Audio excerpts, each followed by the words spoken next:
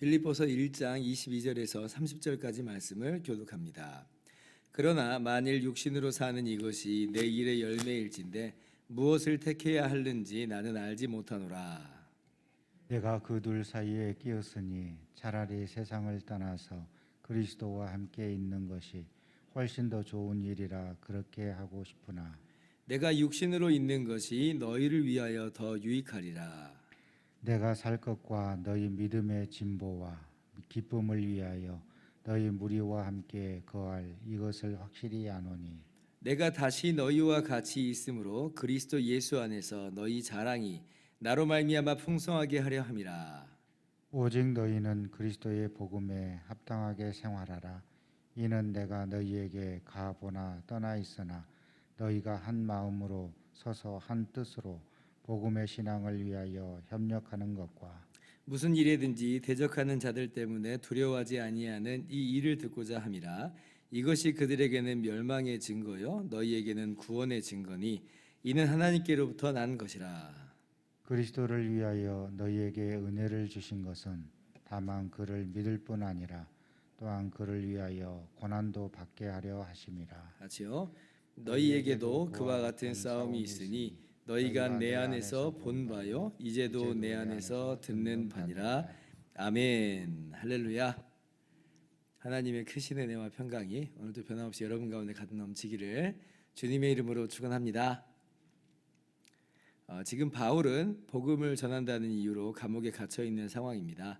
근데 사실 지금이 처음은 아니죠. 이미 앞전에도 여러 번 감옥에 갇힌 적이 있었습니다. 심지어 그 빌립보 교회에서 사역할 때도 그랬죠. 빌립보 교회는 바울이 2차 전도 여행 중에 설립한 교회인데 그때도 이제 복음을 전하는 그 일로 인해서 바울이 빌립보 감옥에 갇혔었던 적이 있었습니다.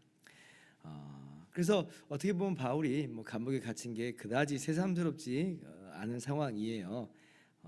그러면 그렇게 감옥에 엄청 많이 이렇게 갇혔는데 바울이 참 힘들기만 했었겠느냐라고 할 때 그렇지는 않다. 바울이 원망과 불평을 막 쏟아내고 공포가 바울에게 막 이렇게 몰아닥쳤는가? 그렇지는 않다. 그렇지는 않다. 육체의 고통은 분명히 있었겠죠. 그 차가운 감옥에 갇힌다는 게 무슨 어디 여행 간 것도 아니고 호텔방도 아니고 그 당시에 정말 아무것도 인권도 없는 그 시대에서 감옥에 갇힌다고 하는 것은 육체적으로 그 고통은 참으로 있어요. 그런데 그것은 육체적인 고통일 뿐이지 바울의 마음에서부터는 바울의 영혼은 그것으로 말미암아 짓눌리지 않는다는 거예요. 빌립보 감옥에 갇혔을 때도 그랬습니다. 그때 매도 많이 맞고 감옥에 갇혔을 때에 그때 오히려 바울은 감옥에 갇힌 그 순간 속에서도 기도하고 하나님을 찬송한 것을 우리가 잘 알고 있어요. 죽음의 공포에 사로잡히기는커녕 오늘 말씀도 보세요. 주님을 만날 기쁨이 오히려 감옥에 갇힌 가운데 더 주어지더라 하는 것을 보게 됩니다. 21절에 보니까 나는 예수 그리스도 안에서 새 생명을 이미 얻었기 때문에 주님과 한 몸을 이루어 살게 됐기 때문에 죽는 것도 유익하다 그러죠. 죽는 것도 유익하다. 죽으면 안 돼 이게 아니라 죽는 것도 유익하다. 23절 오늘 말씀이잖아요. 내가 세상을 떠나서 그리스도와 함께 있는 것이 훨씬 더 좋은 일이다. 둘 중에서 선택을 하라고 그런다면 나는 살아있는 것보다 지금 빨리 죽어서 예수님 만나고 싶다. 나는 그렇게 하고 싶다라고 하는 거예요. 이 말씀들을 보면 바울이 순교의 자리, 어떤 감옥의 자리 전혀 두려워하지 않고 오히려 주님 만날 그 시간을 향한 어떤 이 고대함, 그 사모함 가운데 기쁨이 오히려 있다고 하는 것을 우리가 알 수가 있어요. 그러니까 바울의 믿음 진짜 참 대단하네. 야, 우리하고 좀 뭐가 다르긴 달라. 그렇게 우리가 생각할 수도 있는데 맞아요. 바울의 믿음이 참 대단한 건 있어요. 그런데 이거는 바울의 믿음만 볼 게 아니라 바울이 진짜로 하나님 나라의 영광을 제대로 보았구나라고 하는 것을 우리가 알아야 돼요. 정말 바울이 보았던 그 하나님 나라의 영광이 얼마나 크길래 바울이 나 지금 빨리 주님 곁으로 가고 싶다 이렇게 얘기하는 건가? 이런 방향으로도 우리가 접근을 해야 되는 거예요. 그러니까 단순히 바울의 믿음만 대단한 게 아니라 정말 바울이 흙이 보았던 그 하나님 나라의 영광이 얼마나 대단한가. 그러니까 바울은 기꺼이 나는 세상을 오늘이라도 떠나서 주님 만나고 싶다 그렇게 얘기하는 거예요. 이어른 교수님의 비유가 참 그래서 마음속에 남는데, 이분이 이런 비유를 썼어요. 마치 천국은 바깥에 사람이 오들오들 떨고 있는 그 상황 속에서 지금 뭐 자기 차례차례 입장을 하는데 그 전까지는 오들오들 떨고 있는 이 상황 속에서 문이 살짝 열렸는데 그 벌어진 문틈 속에서 저 안의 모습이 보인 거예요. 그 안에 얼마나 따뜻하고 포근하고 기쁨과 즐거움이 가득한 그 집안을 본 거예요. 그 빛으로 가득한 영광의 그 방 안을 본 거예요. 그리고 그 방 안에 예수님이 앉아 있는 걸 딱 보는 거죠. 그러니까 바깥에 오돌오돌 들고 있는 사람은 어디 가고 싶겠어요? 그 열려진 틈으로 살짝 흙기 본 바로 그 집에 빨리 들어가고 싶은 거예요.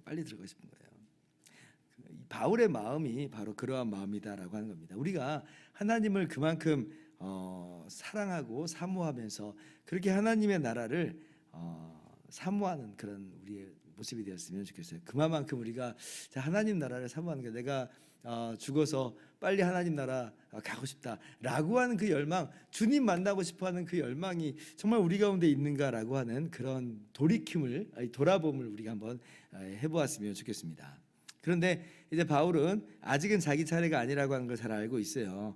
하나님께서 아직은 바울을 이 땅에 남겨두시기를 원하시고 바울을 통해서 하고 싶어 하시는 일이 있음을 이제 바울은 잘 알고 있었습니다.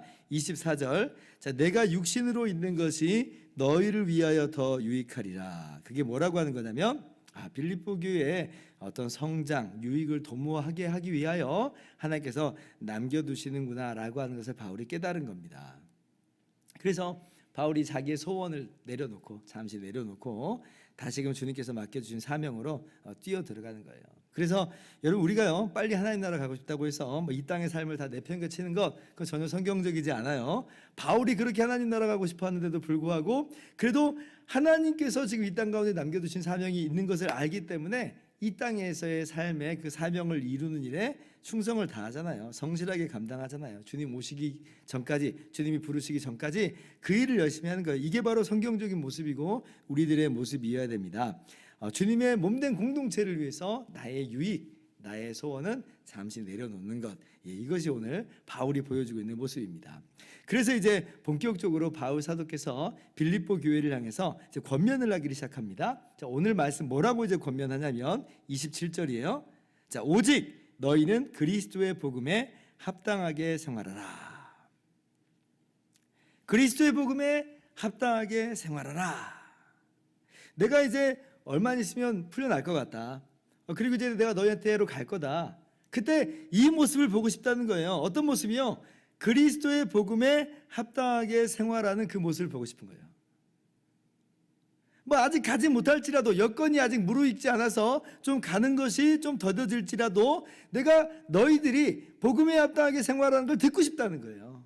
빌립보 교회 교인들이, 빌립보 교회가 복음에 합당하게 살기를 바울은 보기를 원하고 또는 듣기를 원한 거예요. 자, 그러면 복음에 합당하게 생활하는 게 뭐냐라고 할 때 그 여러 가지가 있을 수 있겠는데 오늘은 두 가지를 이야기합니다.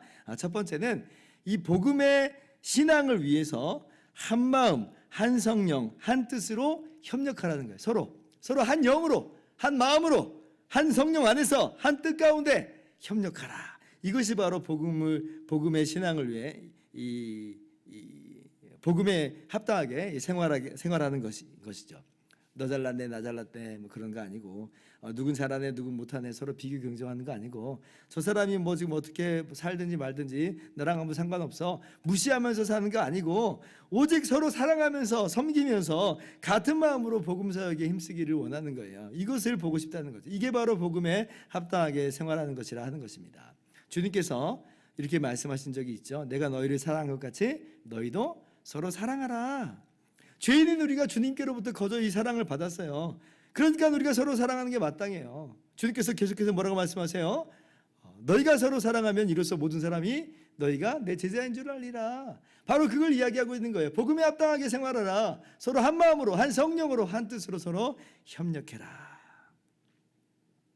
두 번째, 복음에 합당하게 생활하는 것 두 번째는 뭐냐면, 고난과 핍박 가운데서 위축되지 말고 뒷걸음치지 말고 담대하게 여전히 신자로서 살아가는 것, 이것이 바로 복음에 합당하게 생활하는 두 번째입니다. 28절 자 보시면요. 자, 무슨 일에든지 대적하는 자들 때문에 두려워하지 아니하는 이 일을 듣고자 함이라. 바울이 이 모습을 또 보고 싶다는 거잖아요. 여러분, 우리의 삶 속에서 고난이 핍박이 당연히 온다고 생활하면서, 당연히 온다고 생각하면서 살아야 됩니다. 이 고난이라고 하는 것은 또 옵션이 아니에요. 옵션이 아니에요. 선택할 수 있는 그런 게 아니라 오히려 필수다. 그런 생각을 우리가 가져야 돼요. 27절 보세요. 그리스도를 위하여 너희에게 은혜를 주신 것은 다만 그를 믿을 뿐 아니라 또한 그를 위하여 고난도 받게 하려 하심이라. 은혜를 주셨어요. 그래서 예수님 믿게 하신 거예요. 그래서 하나님 자녀 되게 하신 거예요. 그래서 영광의 나라를 기업으로 얻게 하신 거예요. 그런데 은혜를 주신 이유는 또 뭐라는 거예요? 고난도 받게 하려 함이라. 이런 표현까지 써요. 고난도 받게 하려 함이라. 그러니까 우리 믿는 사람들은 의뢰 고난을 받는다. 당연히 받는구나. 오히려 안 받는 상황이 이게 정말 예외로구나. 이게 정말 특별한 경우구나라고 생각을 해야지. 우리는요, 고난이 찾아오면 올 게 왔구나. 그럼 그렇지. 라고 오히려 우리는 생각할 수가 있어야 돼요. 자, 그런데 그때 고난이 왔을 때, 핍박이 왔을 때 어떻게 하는 것이 복음에 합당하게 생활하는 거예요? 위축되지 않는 거예요. 뒷걸음치지 않는 거예요. 고난이 찾아와도, 핍박이 찾아와도 여전히 나는 예수 그리스도를 나의 주와 구주로 믿는 그 사람으로서 살아가는 거예요. 그 사람답게 살아가는 거예요. 이것이 바로 복음에 합당하게 생활하는 것이다 라고 하는 겁니다. 오늘 그래서 우리 마음 가운데 다시 한번 말씀을 새겨 넣을 수 있기를 바랍니다. 복음에 합당하게 생활하자. 그게 뭐냐? 서로 한 성령 안에서 한 마음으로 한 뜻으로 서로 협력하는 거다. 복음에 합당하게 생활하라. 그게 뭐냐? 고난과 핍박이 다가왔을 때도 위축되거나 도망가지 말고 뒷걸음치지 말고 여전히 신자답게 살아가자.